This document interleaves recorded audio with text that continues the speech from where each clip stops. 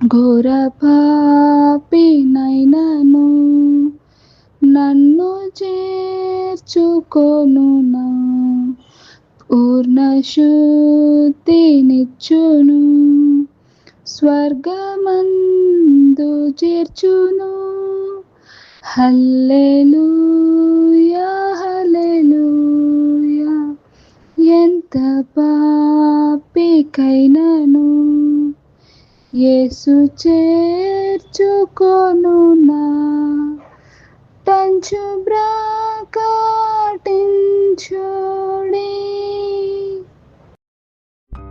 నమ్మకమైన తండ్రి, మీరు అనుగ్రహించిన లేఖన భాగాన్ని మీరు వివరించి మీరు ఇచ్చిన పాటను బట్టి కూడా వందనము. దయగల ప్రభా, శత్రుకారం నాలో మాలో లయపరిచి నీ మనస్సును మాలో అనుగ్రహించమని బట్టి యేసయ్య ఘనమైన నామంలో ప్రార్థిస్తున్నాను తండ్రి, ఆమేన్. మనం ఇప్పుడు పాడాం కదా పాట, దాని గురించి దేవుడు మనతో మాట్లాడాలని ఇష్టపడతా ఉన్నాడు.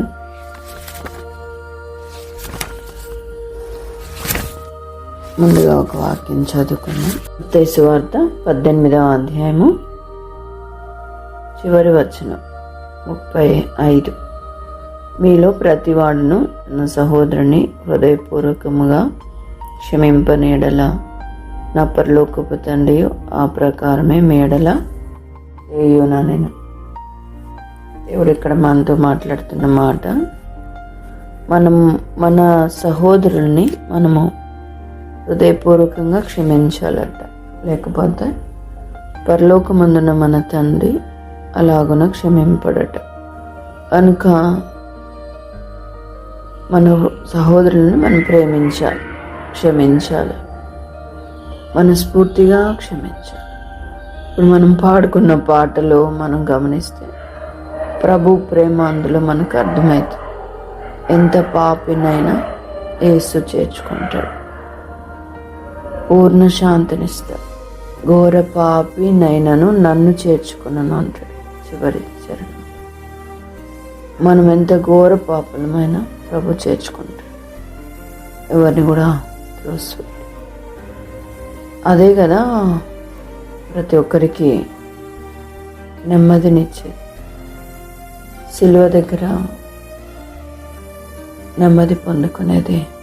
ఎలాంటి వారైనా సిలువ దగ్గర నెమ్మది పొందుకోగలరు, ఎంత ఘోర పాపులైనా. లోకంలో భయంకరమైన పాపులు ఉన్నారు, మనం ఎరుగుదు. వారి పేరు వినడానికనే భయపడిపోతాం. అంత భయంకరమైన పాపులు ఉన్నారు, మాంత్రికులు, ఇంకా భయంకరమైన ఘోరాలు, నేరాలు. అలాంటి వాళ్ళు రక్షించబడతారంటే మనం నమ్మం. అలాంటి వాళ్ళకు కూడా క్షమాపణ ఉందా అని మనము డౌట్ పడతాం. కానీ మనకంటే ఎంతో పరిశుద్ధుడైన ఆ దేవుడు, పరిశుద్ధుడు పరిశుద్ధుడు పరిశుద్ధుడు నిత్యం కొని ఆడపడుచున్న దేవుడు, ఏ కళంకం లేనివాడు, జాలి గలవాడు, కృపా కనికరములు గలవాడు. ఆ దేవుడు అంత ఘోర పాపులనైనా వారిని క్షమించాలని ఇష్టపడే దేవుడు. ఎందుకు నేడు కాలంలో దుర్మార్గులు లోకంలో ఉన్నారు, ఎంతో భయంకరమైన పాపులైన పరిశుద్ధులను ఎంతో నష్టపరుస్తున్నా కూడా దేవుడు వాళ్ళకి ఎందుకు ఇంకా ఆయుష్ను పొడిగించినాడు? వాళ్ళని ఎందుకు ఇంకా ప్రభు భరిస్తా ఉన్నాడు? తన పిల్లల్ని ఎంతో నష్టపరుస్తున్నా, ఎంతో అవమానపరుస్తున్నా, ఎంతో బాధ పెడుతున్నా కూడా ప్రభు అలాంటి వాళ్ళని ఎందుకు సహిస్తా అంటే ఒకటే కారణం అన్నమాట, వాళ్ళకు కూడా క్షమాపణ ఉంది. వాళ్ళ కొరకు కూడా ఆయన దినమెల్లా లోబడనొల్లని వారి కొరకే చేతులు చాపి పిలిచేవాడుగా ఉన్నాడు. వాళ్ళ కొరకు కూడా ఆయన చేతులు చాపి పిలిచేవాడుగా ఉన్నాడు. అంతేకాదు ప్రభు చెప్తాడు కదా, నేను నీతిమంతులను పిలువ రాలేదు, పాపులనే పిలువవచ్చునే. కాబట్టి దేవుడు పాపులైన వారిని పిలవడానికి లోకానికి వచ్చినాడు. వైద్యుడు ఆరోగ్యంగా ఉన్న వాళ్ళకి అవసరం లేదు కదా, అట్లనే ప్రభు పాపులమైన మన కొరకు లోకానికి వచ్చినాడు. మెయిన్ పర్పస్ అది కదా, నశించిపోతున్న దాన్ని వెతికి రక్షించడానికి మనిషి కుమారుడు లోకానికి వచ్చినాడు. ఆయన గొర్రెలకు జీవము ఇచ్చుటకు, అది సమృద్ధిగా ఇచ్చుటకు లోకానికి వచ్చినాడు. కాబట్టి మెయిన్ పర్పస్ ఏంటంటే నశించిపోయేదాన్ని రక్షించడానికి వచ్చినాడు. మరి అందుకే యేసు ప్రభు ఇంకా వీళ్ళు మారరు అని అనుకున్న వాళ్ళని కూడా మార్చడం కొరకే వాళ్ళని సహిస్తూ భరిస్తూ ఉన్నాడు. అది ఎంతో ఆశ్చర్యం అనిపిస్తుంది. చూడండి, మనము రోజంతా 1-2 పాపాలు చేసాం, 10 చేసినాము. మన సాక్షి గర్దిస్తుండగా వాటికి లోబడక అడపదడప అబద్ధాలు మోసాలు చేస్తూ అపవిత్రమైన కార్యాలు చేస్తూ రాత్రి పడుకునేప్పుడు ప్రభువా నన్ను క్షమించి అంటున్నాం. ఆ శిలువ దగ్గర మనకి ఎంతో నెమ్మది, మన పాపాలకు క్షమాపణ. రాత్రి ఎంతో ప్రశాంతంగా మనం పడుకోగలుగుతున్నాం. అలాంటి పాపులం అన్నమాట. మనల్ని ఆయన ప్రతిదినం ఓర్చుకుంటున్నాడు, సహిస్తున్నాడు. చేసినవే చేస్తున్నాం. అయినప్పటికీ ఓర్చుకుంటా. అలాంటిది ఘోరమైన పాపులు లోకంలో తల్లిదండ్రులు కూడా చీకొట్టి ఇంట్లో నుంచి పంపించి వేస్తున్నారు. సమాజం వారిని ఇష్టపడదు. వాళ్ళు కనిపిస్తే కాల్ చేస్తారు. వారికి సమాజం మధ్యలో బతికే అర్హత లేదు. అలాగే తమ పాపమును బట్టి వారు నరక ప్రాప్తులై ఉండగా అలాంటి వాడు నాకు ఎక్కడైనా క్షమాపణ దొరికితే ఎంత బాగుండు అనుకుంటాడు కదా, కానీ ఎక్కడ దొరకదు వాడికి. లోకంలో ఏ మనిషి కూడా దగ్గర తీసుకోడు. కానీ అలాంటి వారికి కూడా సిలువ దగ్గర క్షమాపణ ఉంది. ఎంత ఘోర పాపులైనా కొంతమంది తల్లిదండ్రుల్ని చంపేసి ఉంటారు. భయంకరమైన పాపలు. వాళ్ళకి ఇష్టం వచ్చినట్లు ప్రవర్తించుంటారు. అలాంటివి మనం వినడానికి కష్టపడతాం. అలాంటివి చేసిన వారు సమాజంలో ఉండటానికి కూడా వాళ్ళకు వాళ్ళే తాము వేరుపరుచుకొని ఎక్కడో దూరంగా బతుకుతూ ఉంటారు. అంతేకాదు, ఇంకా హోప్స్ ఉన్న వాళ్ళకి ఇట్లే బతికినంత కాలం ఇట్లే బతికి చావాల్సిందే. నన్ను ఎవరు క్షమించలేదు, ఏ ప్రభుత్వం క్షమించలేదు, ఏ మనిషి కూడా క్షమించలేడు. మనకి చావుకి కొంతమంది అయితే తమ పాపాన్ని బట్టి చావడానికి కూడా సిద్ధమైంది. కొంతమంది సూసైడ్ చేసుకున్నారు. పాపం వారిని వెంటాడుతూ వచ్చింది. పాపం అది నెమ్మది లేకుండా చేసింది, అని చంపేసింది. తమకు తామే మార్చుకునేట్లు చేసింది. కానీ అంత భయంకరమైన పాపులకు కూడా సిలువ దగ్గర ఏముంది? క్షమాపణ ఉంది. సిలువ దగ్గర నెమ్మది ఉంది. సిలువ దగ్గర ఆదరణ.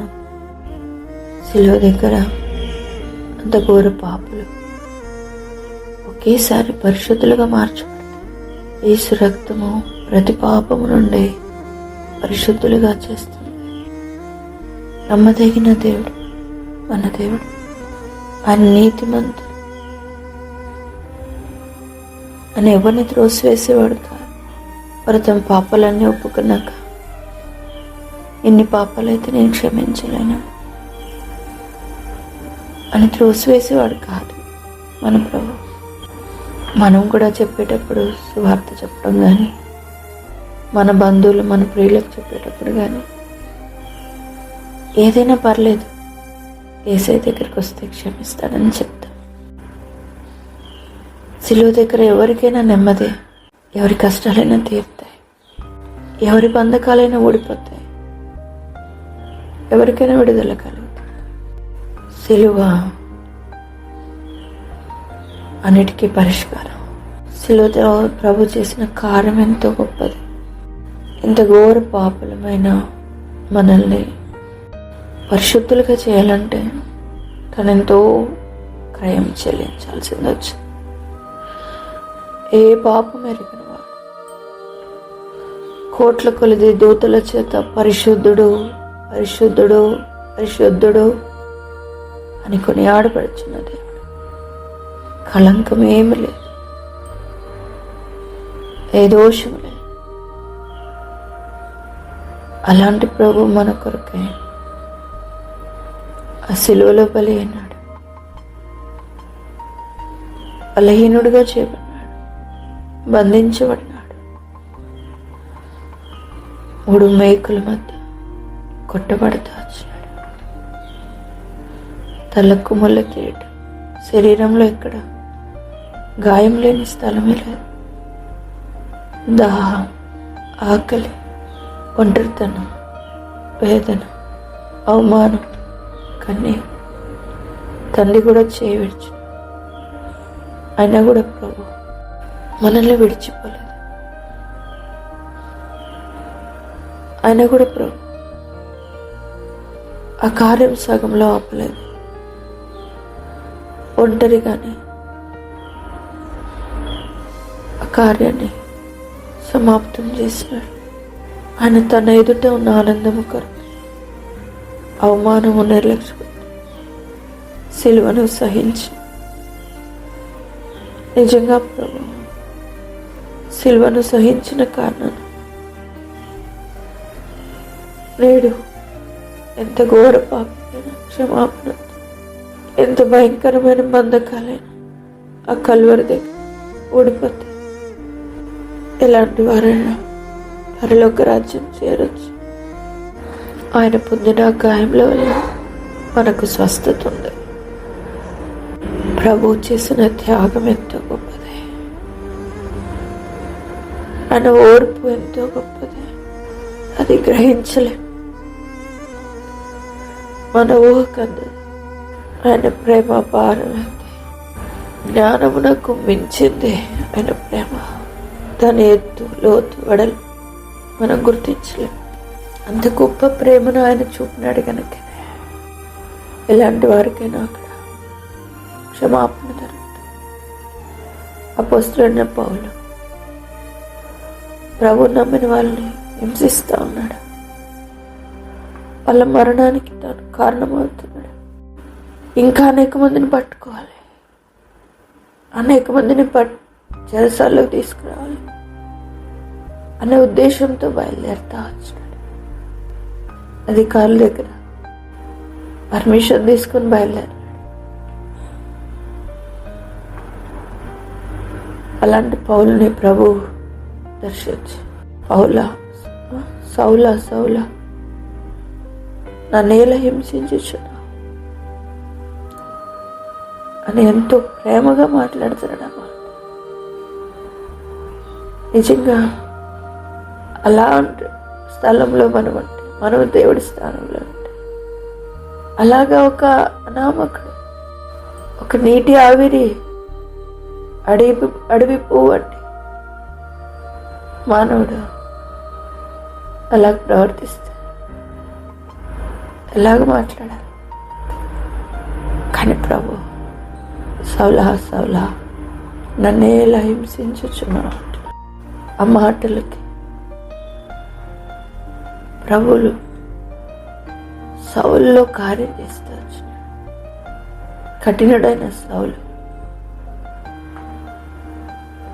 పౌలుగా మార్చబడతా వచ్చినాడు. తన ప్రజలను బాధ పెడితే ప్రభు అక్కడ ఏమంటున్నాడు? నన్ను హింసిస్తున్నావు అంటున్నాడు సౌలుతో. ప్రభుకి ఎంత ప్రేమ! ఆయన బిడ్డలుగా మనం చెప్పుకుంటున్నాం. ఆయన ఎంతో గాయపరుస్తున్నాం. ఆయన ప్రేమని లోకంలో చూపమని లోకంలో మనలో ఉంచినాడు. కానీ ఆయన ప్రేమను మనం చూపట్లేదు. ఆయన కనికరాన్ని మనం చూపించట్లేదు. ఆయన దయను, ఆయన దీర్ఘశాంతం మనలో లేదు. మన దగ్గర ఎవరైనా క్షమాపణ అడిగితే క్షమించే వారంగా మనం లేదు. సిలువ దగ్గర అందరికీ క్షమాపణ దొరికింది, మనకు కూడా దొరికింది. కానీ మన దగ్గర దొరకదు. అందుకే ఇక్కడ మాట, మీలో ప్రతివాడు తన సహోదరుని హృదయపూర్వకంగా క్షమింపని ఎడల నా పరలోకపు తండ్రియు ఆ ప్రకారమేమి ఎడల చేయుననెను. మనము మన సహోదరుని హృదయపూర్వకంగా క్షమించాలి, లేకపోతే దొరకదు. మనకు కూడా క్షమాపణ దొరకదు. ఎందుకంటే మన పట్ల చూపిన ప్రేమ ఎంతో గొప్పది. నిత్య నరకానికి పాత్రులమైన మనల్ని ప్రభు కేవలం తన ఉచితమైన కృప చేతనే మనల్ని క్షమించినాడు. తన పవిత్ర రక్తంతో మనల్ని పరిశుద్ధపరిచాడు. నేటికి అనేక పాపాలు మనలో ఉన్నా కూడా మనల్ని దీర్ఘశాంతంతో సహిస్తున్నాడు, భరిస్తున్నాడు, కనికరిస్తూ ఉన్నాడు. కనుకనే నేటి వరకు మనం ఉండగలుగుతున్నాం. అలాంటిది మన తోటి వారిలో పాపం, లోపం మనం చూసినప్పుడు మనలో ఎట్లాంటి మనస్సు ఉండాలి? క్రీస్తు యేసుకు కలిగిన ఈ మనస్సు మీరు కూడా కలిగి ఉండండి. ప్రభు కలిగిన క్షమించేటువంటి ఆ గుణాన్ని మనం కూడా కలిగి ఉండాలి. అది లేకపోతే క్రైస్తవులమే కాదు, దేవుని బిడ్డలమే కాదు.